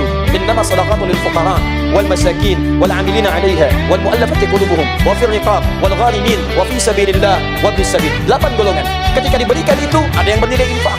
Infak Quran surah kedua ayat 215 paling kanan sebelah bawah. Perhatikan 5 golongan. Yas'alunaka madza yunfiqun qul ma anfaqtum min khairin falil walidain wal aqramin wal yatama wal masakin wa ibnis sabil. Baik itu zakat, baik itu infak. Bagaimana memberikannya? Dengan akhlak. Tujuannya akhlak, memberikan akhlak, lahir akhlak. Apa dalilnya? Quran surah kedua 263 paling kiri di pertengahan. Qaulun ma'rufun wa maghfiratun khairun min shadaqatin yatba'uha adha. Kata-kata terbaik itu bagus ketika disampaikan minta maaf dengan kata yang baik dibandingkan memberi dengan suasana yang tidak menyenangkan. Akhlak. Kata Quran, berikan dengan cara yang baik, kasih yang terbaik. Bahkan tidak bisa memberi pun, anugerahkan kata-kata yang terbaik. Akhlak. Apa tujuannya? Dengan itu bisa berbagi dalam kebaikan. Tidak lupa dengan urusan dunia. Kita menggenggam urusan akhirat. Berbagi yang lain mendapatkan. Akhlak kepada Allah ada, akhlak pada manusia ada. Perang surah ke-28 ayat ke-77 paling kiri sebelah bawah. Wabtaghi fima atakallahu daral akhirah wa la tansa nasibaka minad dunya. Zakat muaranya akhlak. Apa di antaranya?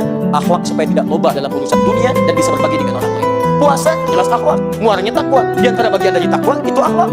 Quran surah kedua ayat 183 paling kiri sebelah atas. Ya ayyuhalladzina amanu kutiba alaikumusiyam kama kutiba 'alal ladzina min qablikum la'allakum tattaqun. Takwa, kalian puasa supaya bertakwa. Bagian dari takwa akhlak. Karena itu ketika dibuka oleh Imam Al-Bukhari di Kitabus Siyam, kitab tentang puasa, di bagian yang pertama, hadis nomor 1 paling kanan sebelah bawah, ketika disebutkan orang puasa, akhlaknya muncul.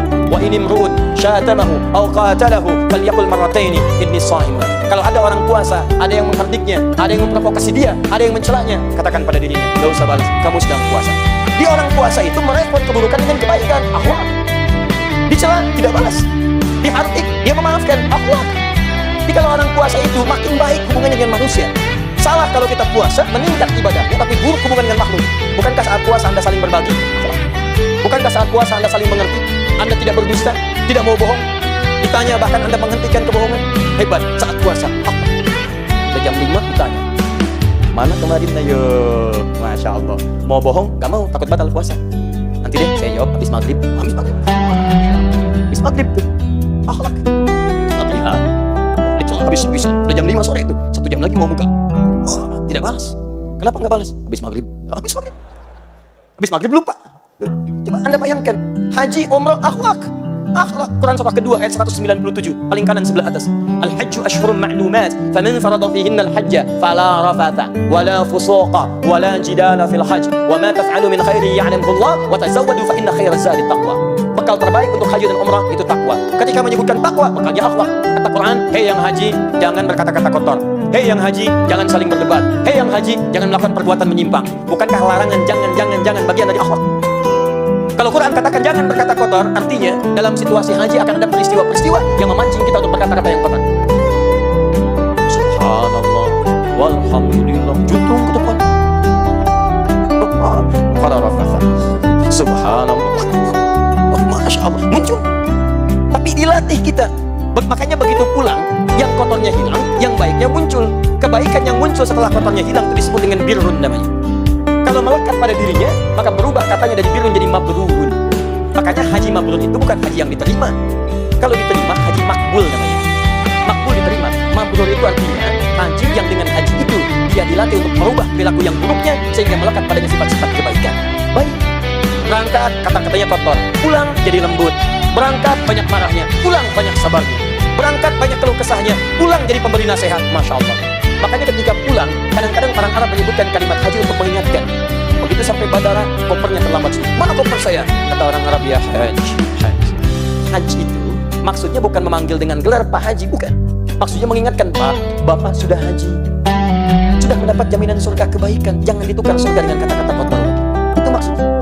Di antum kalau dipanggil Pak Haji, jangan bangga dulu. Mas Doni, Mas Haji Doni, ya, Masya Allah. Haji Doni baru nengok dia. Bukan gelar, karena ibadah itu tidak menghasilkan gelar. Siapa nama Bapak? Saya S.H.I. Adi. Saya Bapak sholat haji infak. Saya belum pernah dengar Bapak sholat sandi. Ya, Bapak infak Dedi, nggak ada. Jadi antum jangan terlalu senang dulu kalau dipanggil haji. Haji itu pengingat. Bu Haji, Bu, Ibu sudah haji ya. Jangan tukar surganya dengan hal-hal yang kotor lagi. Itu akhlak. Makanya kadang-kadang saya sering ingatkan. Ini kadang-kadang mau berangkat aja udah hilang tuh amalannya. Kumpulkan orang. Tidak dilarang mengumpulkan orang. Atau ingin minta doa boleh, minta maaf silahkan supaya baik, tapi hati-hati dengan riya juga. Baik Ustaz ya, terima kasih berkumpul di sini. Kami akan berangkat haji. Mohon maafkan kami batasnya. Doakan, ini haji pertama kami dalam kehidupan. Barangkali di komplek ini juga kami yang pertama haji.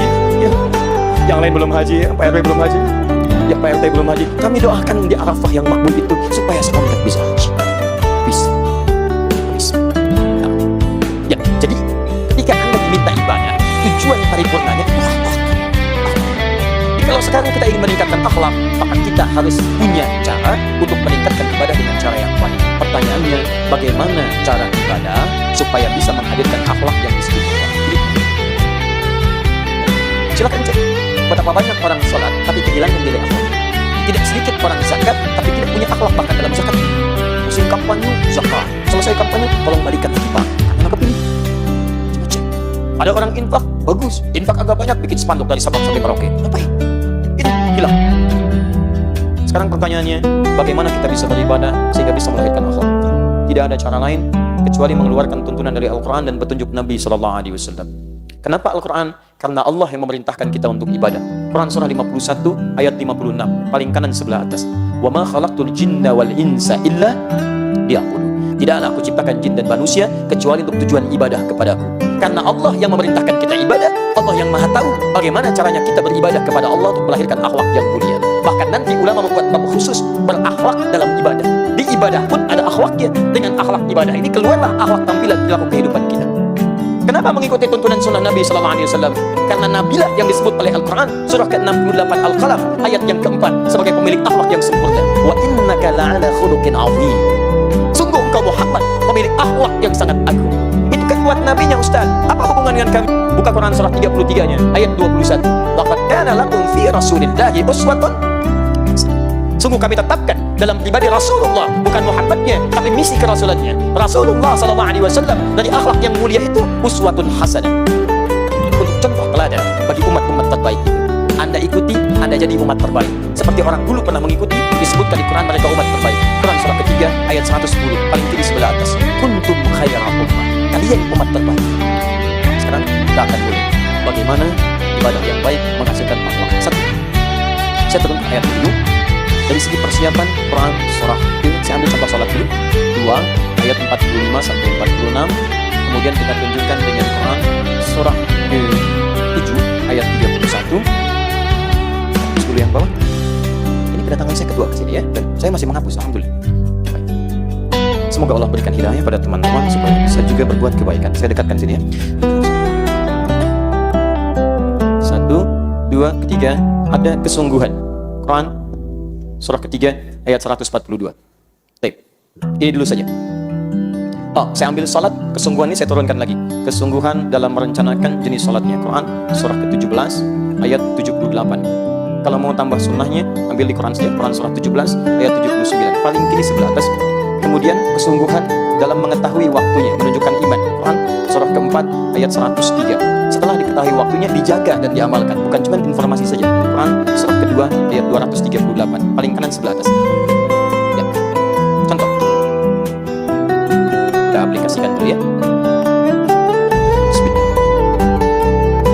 Baru setengah 9, jam 11 kita masih ada waktu. Ambil contoh ibadah salat dulu. Quran surah kedua Al-Baqarah ayat 45 sampai 46, paling kanan di pertengahan. Wasta'inu bis-sabri was-salat. Wa innaha lakabiratun illa 'alal khashi'in. Jika Anda punya masalah, termasuk masalah ketika menulis kemudian menghapus, dan menghapus pada hal yang tidak dimintakan untuk dihapus, semoga Allah mengampuni dosa para penghapus.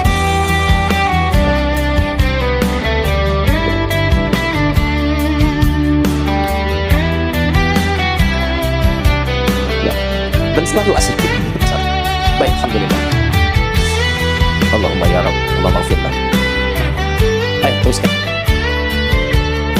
Waalaikumsalam. Jika Anda punya masalah dalam hidup, kata Quran jangan mengeluh, karena keluhan tidak menuntaskan persoalan. Keluhan tidak membawa solusi dari masalah yang dihadapi. Segera minta tolong kepada Allah, sebut Allah, dengan sabar. Sabar itu terima dulu masalahnya. Karena Anda menolak pun tidak mengeluarkan dari masalah. Mau ke sini macet, masalah. Anda mengeluh tidak menyelesaikan macet. Macet memang. Bikin status TSM macet. Apa status Anda menghilangkan macet? Tidak. Tidak. Anda menjadi beban bagi pengguna media sosial. Teman-teman teruskan. Terima dulu dengan sabar. Setelah itu buat sholat. Tunaikan sholat. Bahkan minta dalam sholat.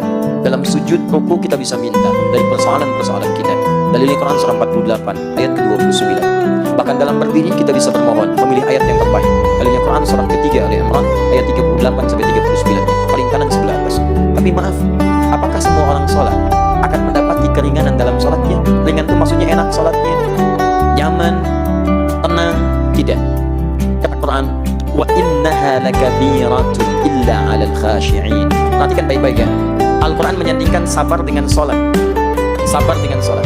Tapi ketika menyebutkan yang berat, itu disebutkan tunggal kalimatnya. Wa innaha, ha menggunakan mu'annas. Sabar mudzakkar. Mudzakkar, hu. Kalau Allah mengatakan wa innahu, kesabar. Tapi ketika wa innaha itu ke sholat, menyandingkan sabar dengan sholat, lalu kemudian mengatakan sholat itu lebih berat dibandingkan dengan sabar. Saya mau tanya pada antum, sabar berat tidak? Tidak mudah. Saking beratnya, sabar itu bersanding dengan setiap masalah. Dan masalah bersanding dengan kehidupan. Cek rumusnya, Quran surah kedua ayat 155, paling tinggi sebelah atas. Walanabluwannakum bisyai'. Dan setiap yang hidup kami akan uji dengan berbagai persoalan kehidupan. Masalah ini kami ujikan bukan ingin menjadikan kehidupan bermasalah, tapi supaya kualitas hidupnya meningkat lebih baik. Karena setiap ujian datang, maka peningkatan akan terjadi. Anak SD kalau ingin lulus, ujian. SMP ingin meningkat, ujian. SMA ingin naik ke kampus, ujian. Dengan ujian itu terukur kualitas pendidikan yang dia kemudian dapati. Sama, kalau yang standar saja begitu, apalagi yang kompleks, pasti ada ujian. Jadi setiap antum hidup akan punya masalah. Tidak ada orang hidup gak punya masalah. Sama, jangan dikira Ustadz gak punya masalah. Masalah Ustadz lebih banyak dari masalah antum. Tuh, masalah antum Ustadz pikirin juga. Ada. Ini gak usah mengeluh. Ingat baik-baik ya, hidup berbanding lurus dengan masalah. Artinya kalau ada orang tidak ingin punya masalah, dia tidak ingin hidup. Saya antum ingin punya masalah atau tidak ingin punya masalah? Oh? Saya ulang, antum ingin punya masalah atau tidak ingin punya masalah? Yang bilang ingin, katakan ingin. Sudah, gak usah ada pengajian. Sudah, kenapa antum mengeluh? Jelas ya? Nah, solusinya masalah ini hanya akan selesai dengan sabar. Lihat ujung ayatnya, minal khawfi wal ju'i wa naqsi minal amwali wal anfusi wat thamarat. Jenis masalahnya ada yang khawatir, dia mulai gelisah. Ustaz sampai jam berapa ceramahnya? Sebelum makan, ju', lapar. Wa naqsi minal amwal, mau beli tapi uang gak ada, habis. Mau minjem gak enak, mau minta juga sulit ya? Wat thamarat, ya maaf, dari mulai sakit anfus, sakit sampai meninggal dunia. Wat thamarat, hasil kerja keras dilampas oleh orang lain. Thamarat di situ jangan diartikan dengan buah, diterjemahkan diartikan dengan buah-buahan diterjemahkan. Kami kira itu kurang tepat. Kalau ujian hanya untuk tukang buah, tukang boneka nggak punya ujian, tukang jus gak ada ujian. Di situ itu kata kiasan, baca, pakai kinayah rumusnya dalam balapan. Antum kalau nanam sesuatu, benih dirawat, tumbuh, yang ingin dipetik apanya? Buahnya. Antum tanam modal, ikut tender, itu benihnya. Begitu sukses dirampas oleh orang lain. Proyek antum diambil orang, hati kerja keras antum diambil orang lain. Antum yang intip-intip, yang lamar pemuda lain. Tuh. Sabar. Antum menuliskan namanya di hati antum, dia di buku nikah. Antum kalah cepat. Sabar. Tuh. Silakan cek. Kesabaran ini terbawa. Lahir sabar. Belum datang mama, sabar. Tuh, baru lahir sudah sabar. Silakan cek ibu-ibu tuh. Begitu akan memberikan hasilnya anaknya menangis. Sabar ya nak. Kecil sudah disuruh sabar. Cek. Tuh. Mama kapan ke Bandung lagi? Sabar ya nak. Tumbuh dewasa, sabar. Masuk sekolah, sabar. Ma, mana makanannya? Sabar, Pak. Batuk, sabar. Di rumah tangga, dapat. Bos marah-marah, sabar. Kenapa proyek belum jalan? Sabar. Dan hebatnya, jangankan dalam hal yang baik, yang tidak baik pun kadang-kadang kata sabar muncul. Mau nyuri motor, 2 orang. Satu pimpinannya, yang 2 anak buah boleh beraksi. Bos, susah bos. Sabar, terusin, sabar. Tuh, lihat.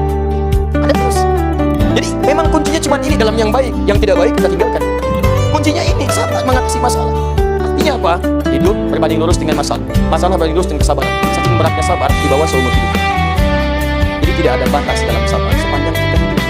Orang yang tidak ingin sabar itu artinya dia cepat ingin mengakhiri kehidupan. Mama, hilang batas kesabaran papa ya. Apa mau menikah?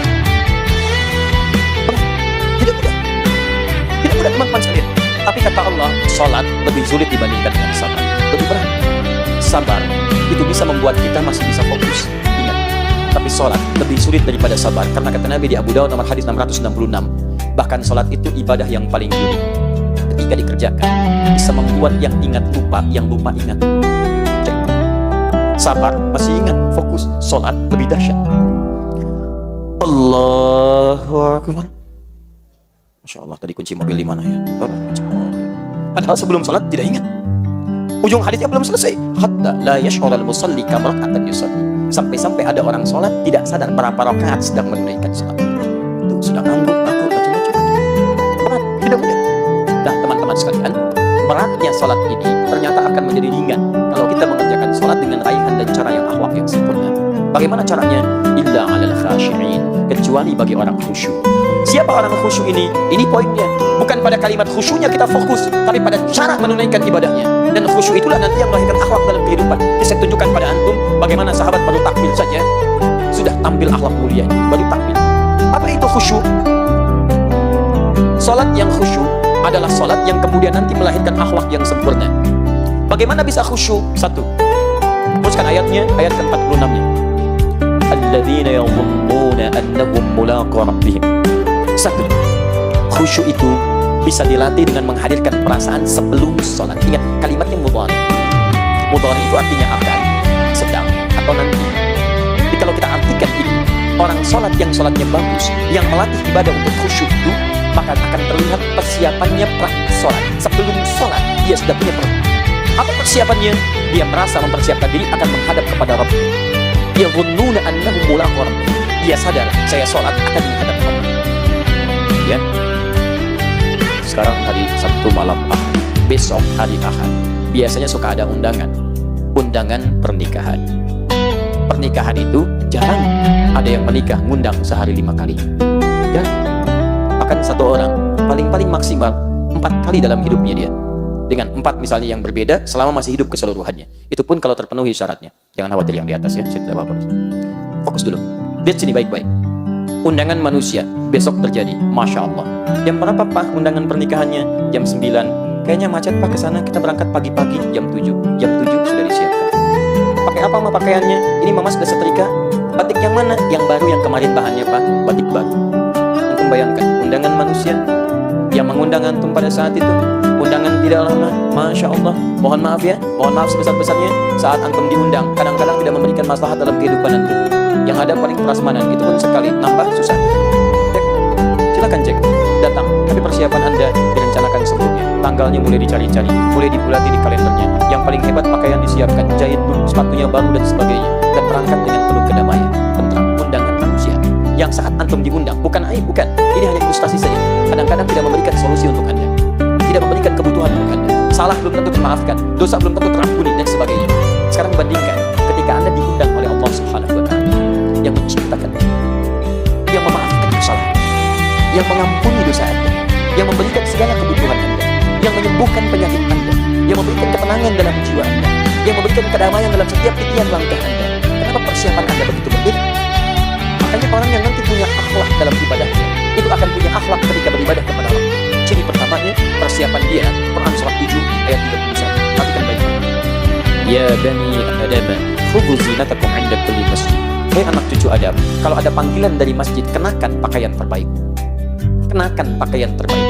Kenapa saya beri contoh sholat? Karena semua Nabi dan Rasul sampai ke Nabi Muhammad SAW sholat.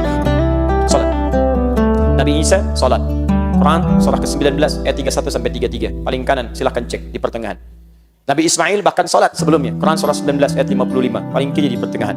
Nabi Musa sholat. Quran surah 20 ayat yang ke-14. Nabi sholat.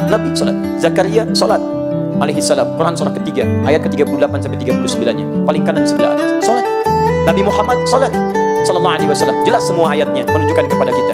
Turunnya Quran surah ke-17 ayat 78. Aqimis salata liduluki syamsi ila ghasaqil laili wa Qur'anil fajr. Teman-teman sekalian, fokus. Tapi Anda mesti tahu bagaimana cara mereka sholat sampai melahirkan hasil yang maksimal itu. Satu, setiap ada panggilan dari masjid, gak ada panggilan dari masjid yang muncul kecuali Assalamualaikum warahmatullahi wabarakatuh. Bapak Ibu sekalian disampaikan bahwa ada warga kita meninggal dunia, informasi. Tapi panggilan cuma satu, bahasanya nida. Jumat kemarin panggilannya nida. Quran surah ke-62 ayat 9 paling kiri sebelah atas. Dari masjid, ya ayyuhalladzina amanu idza nudiya lis-salati min yaumil jumu'ah. Adzan 5 kali dalam sehari. Panggilan apa? Allahu akbar, panggilan. Dan hebatnya ketika adzan, kenapa kalimatnya menggunakan kata adzan? Apa artinya adzan? Kalau tidak tahu, katakan. Baik, apa artinya adzan? Ada yang mengatakan seakan dengan kata itu, bukan cuma panggilan, itu nanti telinga. Jamaknya adzan. Kenapa disebut dengan adzan? Karena panggilan ini akan selalu sampai pada orang yang masih punya pendengaran di telinga. Pendengar. Dan hebatnya, ada penelitian kecil-kecilan menunjukkan hanya 8 adzan yang tidak berhenti di muka bumi dalam 24 jam. Mesir adzan, selesai Mesir adzan, Libya adzan, selesai Libya Tunisia adzan, Tunisia selesai adzan, Maroko adzan, Maroko selesai Aljazair adzan, nyebrang sedikit Prancis, Spanyol, kemudian Italia. Silakan cek Bandung sekitarannya. Ini adzan, geser sedikit sana adzan, geser sedikit sana adzan, geser sedikit sana adzan. 24 jam berputar. Diingatkan kita ketika ada panggilan dari masjid, kenakan pakaian terbaik. Silakan cek antum. Dari sekian salat yang pernah antum tunaikan, berapa pakaian terbaik yang pernah antum siapkan? Kita masih malu teman-teman, cek besok ya, cek besok. Maaf ya, ini keyakinan kita dalam Islam. Dan ini istilahnya istilah lembut. Jadi jangan marah kalau disebut dengan istilah ini. Misal musyrik. Orang mau musyrik aja, pakaiannya bagus-bagus. Cek besok. Mau musyrik, orang yang pakai jas. Ya, perempuannya pakai kebaya, anaknya dikepang 2, bawa manisan. Keluar. Ayo dalam penuh kebahagiaan. Antum sudah ada iman dalam jiwa antum. Kenapa ketika dipanggil oleh Allah Subhanahu wa taala pakaian seadanya? Ya Allah, tolong kabulkan doa saya. Masya Allah, pakai pakaian orang laga, depannya Ronaldo, belakangnya Messi.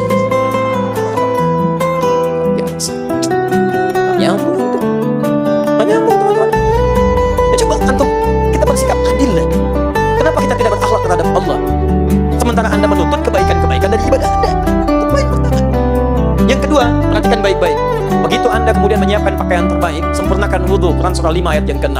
Antum keundangan mandi dulu kepada Allah, minimal perbaiki diri dulu, bersihkan. Kenapa itu semua dikerjakan? Teruskan ayatnya. Dan ini menjadi penutup pertemuan kita. Perhatikan baik-baik. Wa annahum ilaihi raji'un. Dan kenapa dia mesti menggunakan pakaian terbaik? Kemudian wudhu dulu, bahkan ada yang mandi dulu. Kalau ingin khusyuk, rasakan. Mungkin saat itulah kemudian menjadi sholat terakhir dalam kehidupan kita. Ini sudah semakin malam. Kalau kita mendengar kalimat raji'un, tepati inna lillahi wa inna ilaihi raji'un. Sholat bersanding dengan sabar. Dua-duanya bersanding dengan kalimat raji'un. Quran surah kedua ayat 156. Orang sabar kaitannya dengan raji'un. Alladzina idza asabathum musibah qalu inna lillahi wa inna ilaihi raji'un. Teman-teman sekalian, kenapa antum kenakan pakaian terbaik? Wudu dengan baik. Kalau antum ingin khusyuk kata Allah, coba rasakan barangkali itu sholat terakhir antum. Paling indah kecuali wafatkan dalam keadaan sujud. Masya Allah. Hidup, sholat, taubat. Bukankah saat wudu kita taubat dulu? Silahkan cek. Antum kalau selesai wudu doanya apa? Asyhadu an la ilaha illallah, asyhadu anna Muhammadar Rasulullah. Kemudian Allahumma ja'alni minat tawwabin. Coba kadang-kadang antum renungkan tuh, dibaca tiap hari, coba paham artinya. Ya Allah, setelah syahadat mohon jadikan aku orang taubat. Allahumma ja'alni minat tawwabin. Anda baru wudu kok doanya doa taubat. Ternyata saat wudu itu rahasianya di hadis Muslim. Setiap tetesan air wudu yang jatuh, yang kemudian terjatuh dari anggota tubuh yang dibasuh itu, maka seketika itu dosa-dosa ikut digugurkan oleh Allah Subhanahu wa taala. Kalau wudu antum sambil tobat itu mengakui kesalahan, menyesalinya, jadi tidak mengulangi. Makanya disebut dengan wudu, cahaya-cahaya kebaikan, menampilkan sifat-sifat kebaikan. Dalam bahasa standar disebut dengan al-husnu wan nadhafatu. Nadhafah itu bersih, husnu itu cahaya kebaikan. Jadi kalau orang wudunya benar, bukan cuma kumur-kumur, keluarkan kotoran fisik, tidak, dia akan bertobat dengan kotoran lisannya. Jadi nggak ada orang wudu begitu menyesal, nyesal, saya pernah cela orang, saya pernah hujat orang, saya pernah gibahkan orang. Jadi begitu dikeluarkan Anda bertobat. Makanya orang wudu lisannya pasti baik, tangannya pasti baik, silakan cek, kakinya pasti baik, telinganya baik, wajahnya baik. Kenapa kita masih berwudu sebelum sholat kita tobat?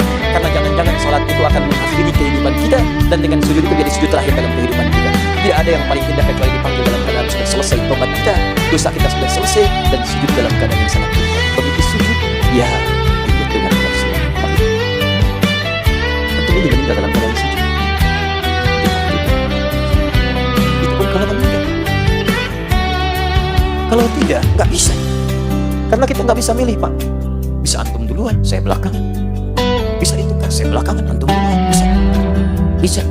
Ustaz gak adil itu, salah. Bisa, saya duluan setelah antum. Bisa. Semua bisa terjadi. Bisa. Jadi poinnya teman-teman sekalian, coba kita usahakan tuh.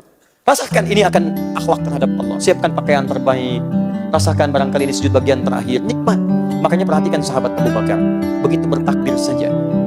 Kemudian memahami apa yang diungkapkannya. Dia takbir. Abu Dawud nomor hadis 857. Allahu Akbar. Mengatakan Allah yang maha besar. Lisannya mengucapkan Allahu Akbar. Pikirannya menerjemahkan Allah maha besar. Hatinya merasa ya Rabbi. Saya mengatakan Allahu Akbar setiap hari. Tapi kadang saya merasakan kebesaran dalam diri saya. Sombong dengan orang lain. Angkuh dengan teman. Merasa yang paling hebat dalam kalangan. Bersikap tidak bijak pada teman-teman. Merasa yang paling unggul dari sesamanya. Sementara tiap hari saya mengatakan Allahu Akbar. Bergetar tangan. Setelah selesai sebagian sahabat bertanya, kenapa Anda sampai bergetar begitu? Kata beliau, saya takut ketika mengucapkan Allahu Akbar membawa secercah keakbaran, kebesaran dalam hati saya. Mertua Nabi, juang bersama Nabi, hidupnya menemani Nabi, dipilih hijrah ke Madinah bersama Nabi, wafatnya di samping Nabi, surganya sesurga dengan Nabi.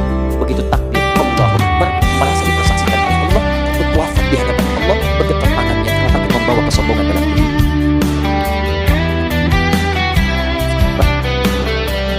Mertua Nabi hidup tidak bersama, dikuburkan, mau maksa sampai kiamat kurang 2 hari, gak akan pernah bisa pindah. Teman-teman, di surga bahkan belum jelas surga yang mana. Coba cek sejauh mana kemudian usaha kita untuk khusyuk. Walaupun kadang-kadang mirip dengan Abu Bakar, sholat di luar subuh. Sudah, ya.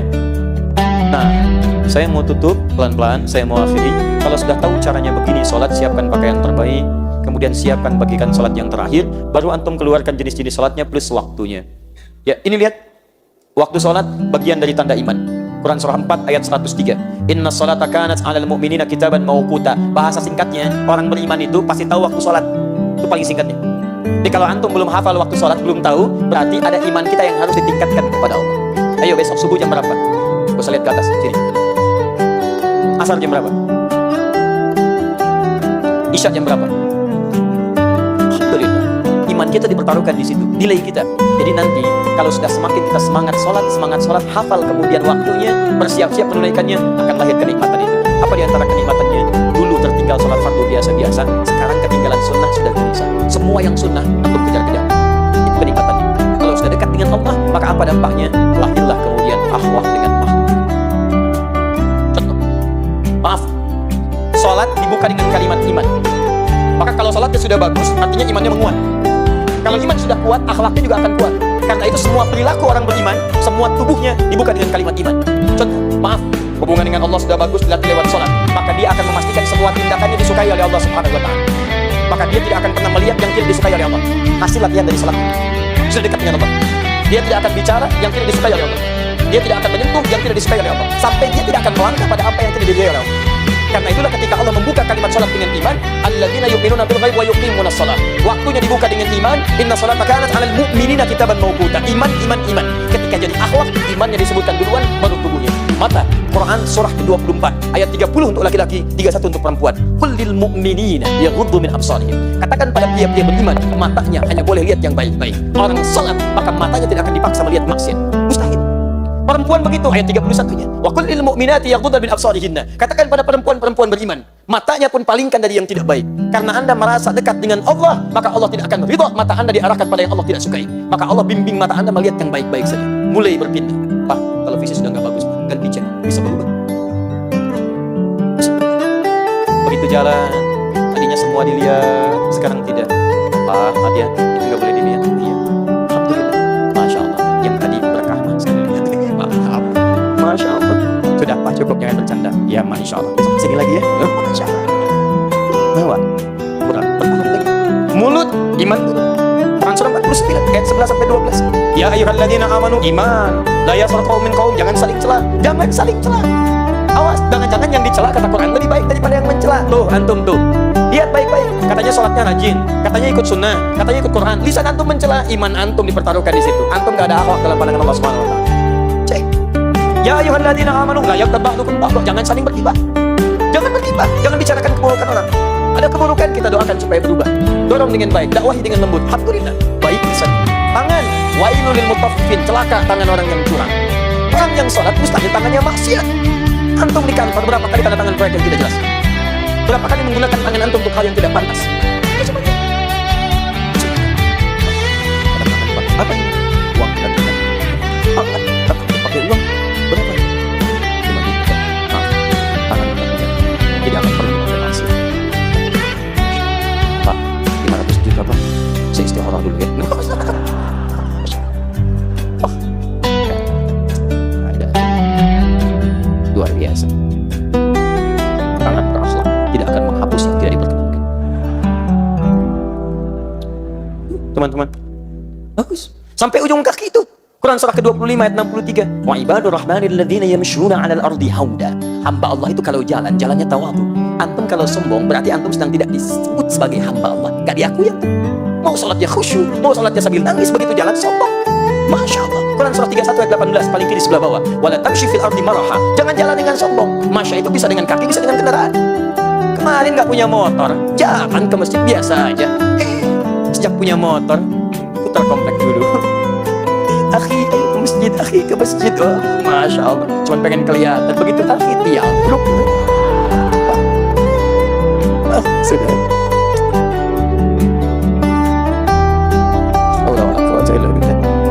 Sudah ya? Cukup dulu ya?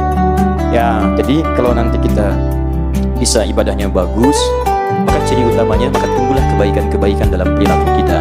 Apa indikatornya tadi? Tadi yang saya sebutkan di awal. Maka iman menguat, takwa menguat, kebaikan-kebaikan didapatkan. Nah, kita rindu ini teman-teman. Yuk, belajar dari salafus saleh.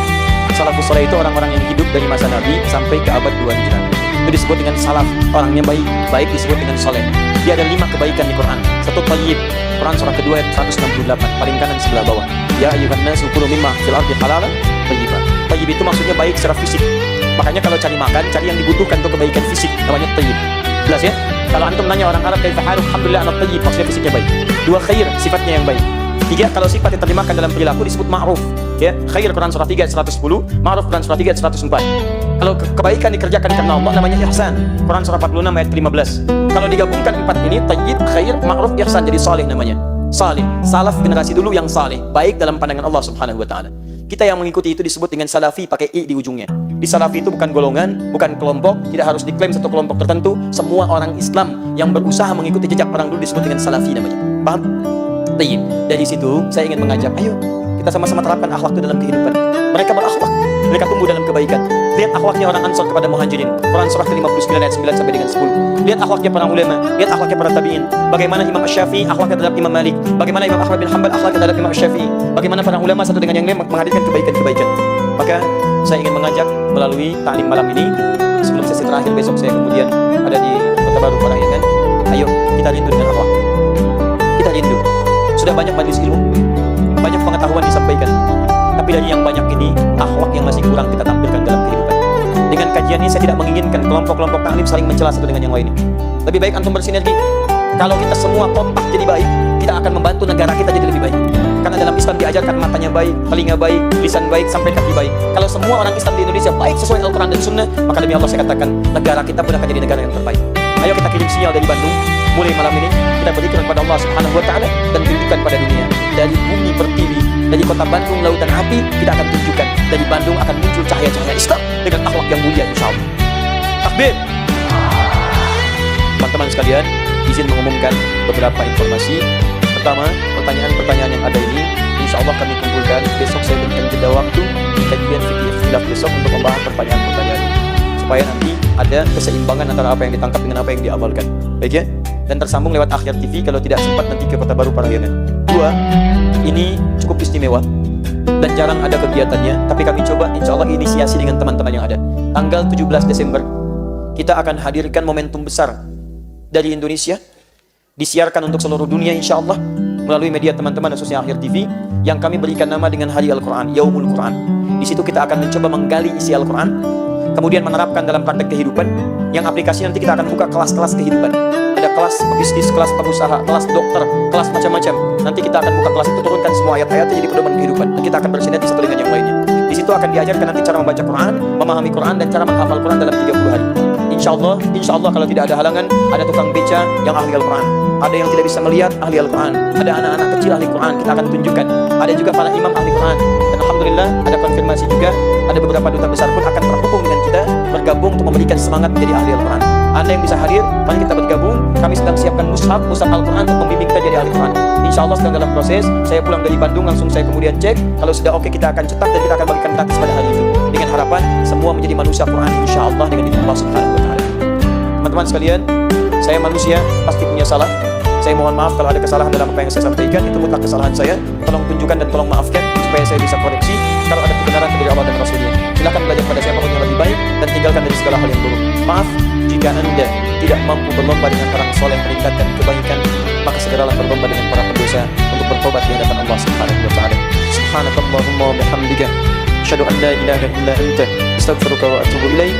Wa akhiru da'wana alhamdulillahi rabbil alamin. Assalamualaikum warahmatullahi wabarakatuh.